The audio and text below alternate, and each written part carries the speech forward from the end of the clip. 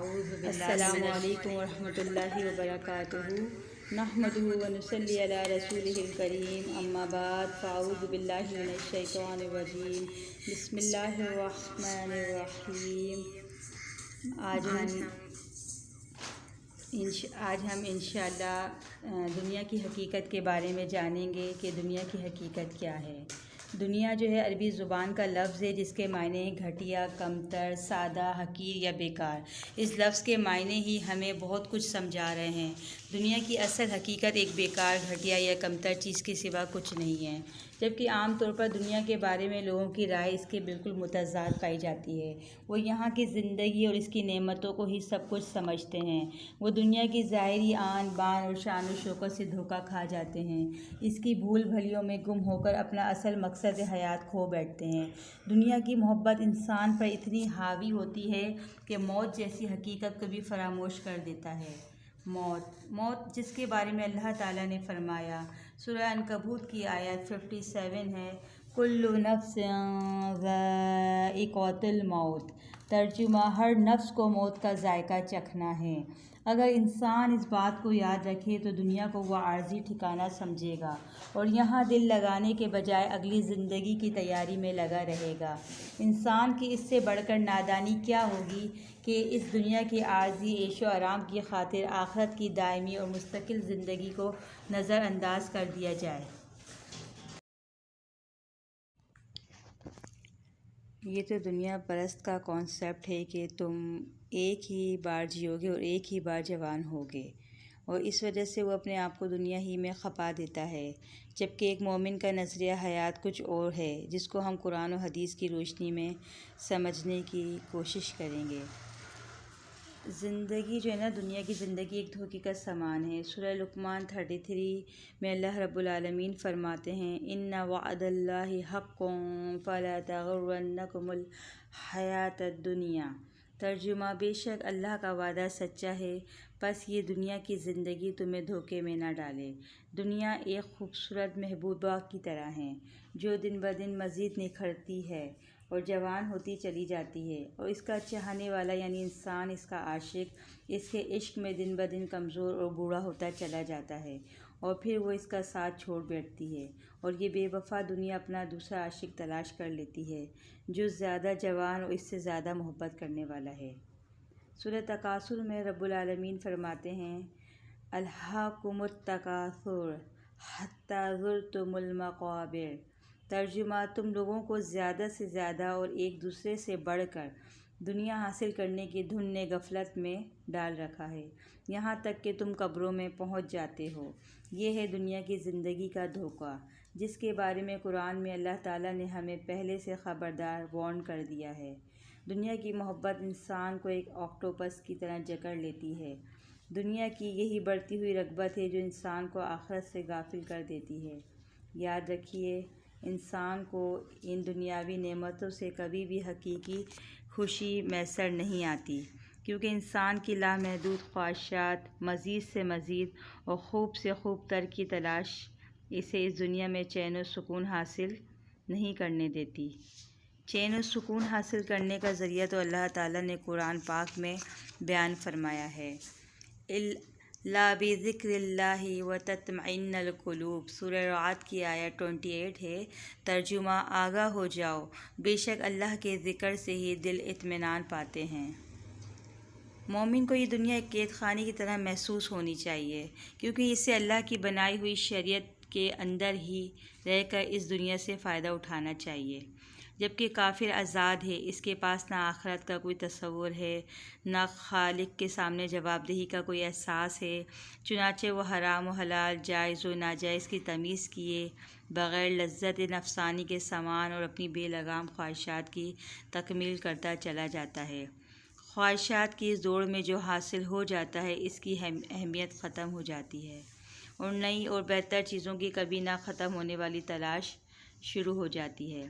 پرانی چیزوں کو تعریف و تحسین آمیز نظروں سے دیکھنا ختم ہو جاتا ہے، اور ساری توقعات کسی نئی شے سے وابستہ کر لی جاتی ہے۔ دنیا کمانا ہی مقصد ہوتا ہے، اسی لیے دنیا کو کافر کی جنت سے تعبیر کیا گیا ہے۔ ابو ہریرہ سے روایت ہے کہ رسول اللہ صلی اللہ علیہ وآلہ وسلم نے فرمایا، دنیا مومن کے لیے قید خانہ ہے اور کافر کے لیے بہشت ہے، یعنی جنت ہے۔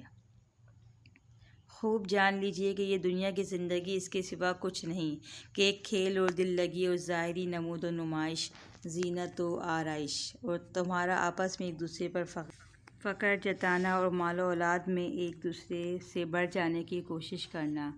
دنیا کی ظاہری چمک و دمک انسان کی آنکھیں چندیا دیتی ہیں، کیونکہ یہ دنیا بڑی پرفریب، پرکشش اور دلکش ہے۔ پھر باطل نظام کی یلغار نے اس حسن میں مزید اضافہ کر دیا ہے، لہٰذا اس کے فتنوں سے بچنے کے لیے بڑے مضبوط ایمان اور تقوی کی ضرورت ہے۔ اس جادوئے سامری کا توڑ صرف تعلق باللہ کے عصا سے ہی ہو سکتا ہے۔ ابو ہریرہ رضی اللہ تعالیٰ عنہ سے روایت ہے کہ رسول اللہ صلی اللہ علیہ وآلہ وسلم نے فرمایا، اس دنیا کی زندگی میں جہنم کو مرغوبات نفس سے ڈھانپ دیا گیا ہے اور بہشت کو ناگوار امور سے۔ اس کرۂ ارض پر ہر شے کے مقدر میں تباہ ہو جانا لکھا ہے۔ دنیاوی زندگی کی یہی اصل حقیقت ہے اور ایسا ہونا قدرتی امر ہے۔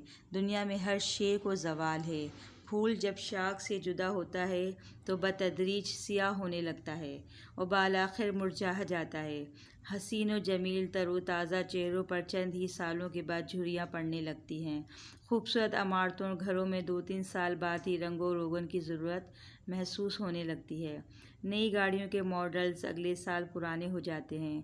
ان تمام مشاہدات میں ہمیں یہ پیغام ملتا ہے کہ دنیا کی ہر چیز فانی ہے، بے ثباتی کا شکار ہے۔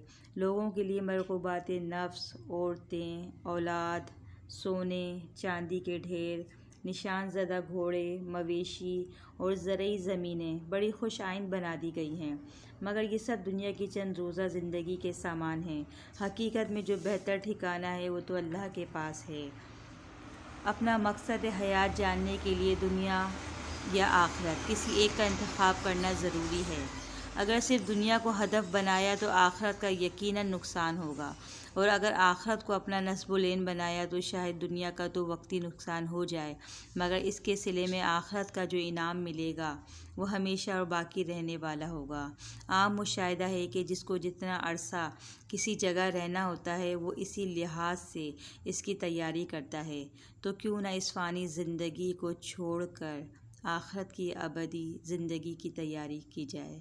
اس فانی دنیا کی قربانی دے کر اگر ابدی آخرت کا انعام ملے تو گھاٹے کا نہیں بلکہ سراسر نفع کا سودا ہے۔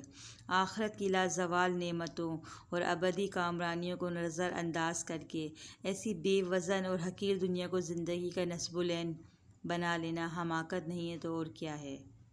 ابو موسیٰ رضی اللہ تعالیٰ عنہ سے روایت ہے کہ رسول اللہ صلی اللہ علیہ وآلہ وسلم نے فرمایا، جو شخص دنیا سے محبت کرتا ہے تو وہ اپنی آخرت کو ضرور نقصان پہنچاتا ہے، اور جو شخص آخرت سے محبت کرتا ہے وہ اپنی دنیا کو ضرور بگاڑتا ہے۔ اے لوگو، دائمی کو عارضی پر ترجیح مت دو۔ یہ مشکوٰۃ کی حدیث ہے۔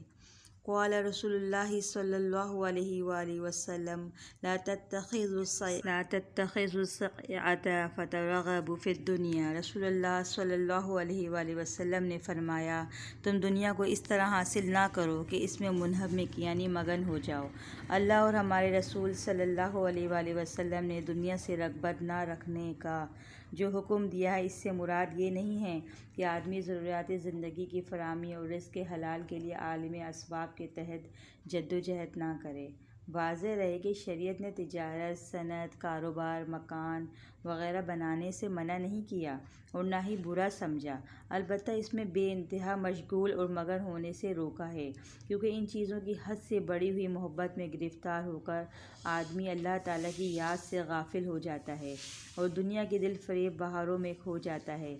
لہٰذا ان میں صرف اس حد تک دل لگانا چاہیے کہ آخرت خراب نہ ہو۔ بڑے سے بڑا دنیاوی کام جس میں اللہ کا ذکر شامل ہو جائے وہ دینی کام بن جاتا ہے، اور بڑے سے بڑا دینی کام جس میں اللہ کی رضا اور اس کی خوشنودی پانے کی نیت نہ رہے وہ دنیاوی کام بن جاتا ہے۔ اس حدیث میں جس طرز عمل سے روکا جا رہا ہے وہ یہ ہے کہ انسان مال و دولت کے جنون میں مبتلا نہ ہو، اسراف و تبذیر کا شکار نہ ہو، جوں جوں انسان مال کے فتنے میں مبتلا ہوتا ہے اتنا ہی وہ اصل مقصد حیات سے دور ہو جاتا ہے۔ مومن کا اصل وطن تو آخرت کی جنت ہے، یہ دنیا اس کی کمائی کی جگہ ہے۔ اس لیے عیش و عشرت کی زندگی اور مال و دولت کے حصول کو نصب العین بنانا بیکار ہے۔ سورہ ملک کی آیت نمبر 2 ہے۔ اللہ رب العالمین کلام پاک میں ارشاد فرماتے ہیں الذی خلق الموت والحیاۃ لیبلوکم ایکم احسن عملا، اور جس نے موت اور حیات کو پیدا کیا تاکہ تم لوگوں کو آزما کر دیکھے کہ تم میں سے بہتر عمل کون کرتا ہے۔ سوال یہ پیدا ہوتا ہے کہ بہترین اعمال کون سے ہیں، انہیں کیسے کرنا ہے اور آزمائش کا پیمانہ کیا ہوگا؟ ان تمام سوالات کے جواب ہمیں قرآن پاک کے مطالعے اور اس پہ غور و فکر کرنے سے بآسانی مل سکتے ہیں۔ اللہ تعالیٰ نے انسان کو ایک اہم مقصد کے تحت پیدا کیا ہے۔ اللہ تعالیٰ انسان سے یہ توقع رکھتا ہے کہ وہ زندگی بھر اس کا مطیع و فرما بردار بن کر رہے اور اپنے خالق کی لامحدود برتری کو مان لے، اور یہ بھی جان لے کہ انسان اللہ کی ہدایت اور رہنمائی کا محتاج ہے۔ اللہ تعالیٰ نے اس دنیا میں دکھ، بیماری، صحت، امیری، غریبی، خوشیاں اور غم رکھے۔ کس لیے؟ اس لیے کہ ان کے ذریعے اللہ ہمیں آزمائے، نعمتیں دے کر بھی اور نعمتیں لے کر بھی۔ عام خیال یہ ہے کہ اللہ تعالیٰ صرف لے کر آزماتا ہے، اور جو کہ ایک غلط خیال ہے۔ دنیا میں ہر ایک کے ساتھ مختلف معاملہ ہو رہا ہے اور یہی اس کا امتحان ہے۔ دنیا دراصل دارالامتحان ہے۔ اس بات کو ہم اس مثال سے اچھی طرح سمجھ سکتے ہیں جیسے کہ ایک امتحانی ہال میں کچھ بچے امتحان دے رہے ہیں۔ ان میں کچھ طالب علم ایک لمحہ بھی ضائع کیے بغیر اپنا پرچہ کرنے میں مصروف ہے، اور یہ وہ ہیں جنہوں نے مقرر کردہ درسی کتاب کے ذریعے امتحان کی تیاری کی۔ ہر سوال کا جواب ان کو آتا ہے، یہ کامیاب ہونے والوں میں سے ہیں۔ کچھ طالب علم ایسے ہیں جنہیں اس امتحان کی قدر و قیمت کا کوئی اندازہ ہی نہیں، نہ ہی انہیں وقت کی محدودیت کی پرواہ ہے۔ وہ اس کمرے میں بغیر تیاری کے آ کر بیٹھ گئے، پرچے میں اپنی مرضی کے جوابات لکھ رہے ہیں، الٹا استاد سے سوالات کر رہے ہیں، تو ان کے ناکام ہونے میں کیا کسر رہ جائے گی؟ بس یہی ہماری زندگی کا بھی معاملہ ہے۔ جن کی زندگی کا ہدف یہ ہو کہ اللہ ہی کے لیے جینا ہے اور آخرت کی زندگی میں کامیاب ہونا ہے، وہ دنیا پرست لوگوں کی طرح اپنا وقت ضائع نہیں کرتے، بلکہ ایک مقصد کے تحت زندگی گزارتے ہیں۔ دنیا ان کے لیے صرف ضرورت کی حد تک ہوتی ہے، ان کا مقصد نہیں، اور وہ اللہ کی دی ہوئی مقرر کردہ درسی کتاب یعنی قرآن کی روشنی میں اپنی زندگی کا لائحہ عمل تیار کرتے ہیں۔